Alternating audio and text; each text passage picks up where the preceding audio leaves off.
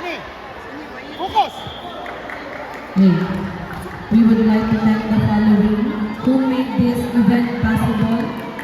Honorable Jose Antonio A. Villo, Municipal Administrator Venice Villo, different instructors of the different gyms, Taekwondo Nights and parents, Valencia Taekwondo Center and parents, Red Stallion Taekwondo Gym and parents, Best Victory Taekwondo Gym and parents, Furious Ace Taekwondo Academy and parents, Flake Athletics, coaches, officiating officials, Municipal Gymnasium Utility, para sa pag-maintain sa atuang CR, and Ada Brew.